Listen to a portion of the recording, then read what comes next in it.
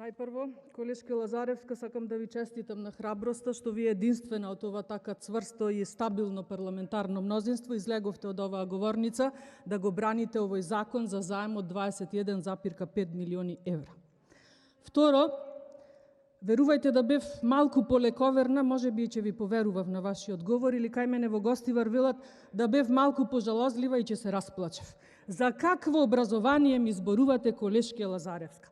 Па дали знаете, односно знаете, дека голем број на наставници кои што ја превзедоа улогата да ги заменуваат нивните колеги кои заради пандемијата не беа во можност да држат настава, ги немате исплатено?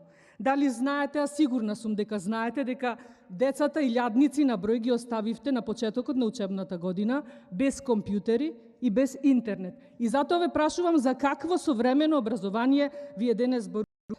Во Македонија, токму благодарение на вашата негрижа, граѓаните ни се борат за гол опстанок, колешке. Голо здравје немаат, чиста болест од вас добија. И сега во оваа катастрофална состојба, вие дополнително ни нудите заем од 21,5 милиони евра за основно образование. На сите оние кои што пројдоа 25 милиони за енергетска ефикасност, 46 за земјоделие, 70 за брз автобуски превоз, 500 за нов универзитетски клинички центар. Ова не е држава веќе, колешки, ова е катаклизма.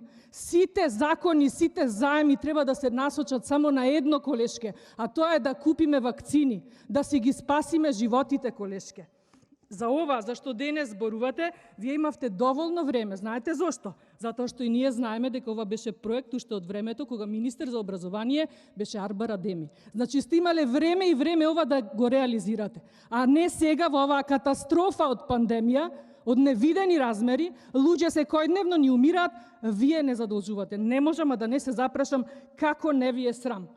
И зошто за ова да не зборуваме денес? Зошто министерот Филипче се дрзна за сметка на оваа катастрофална состојба да планира да профитира од набавката на вакцини? Или да зборуваме зашто пред некој час Македонија не се најде на листата на земји кои ќе добијат донација од Европската унија за справување со кризата? И конечно, колешке Лазаревска, на крајот само ќе ве потсетам, во дел од вашиот говор се запрашавте што му фали на нашето образование.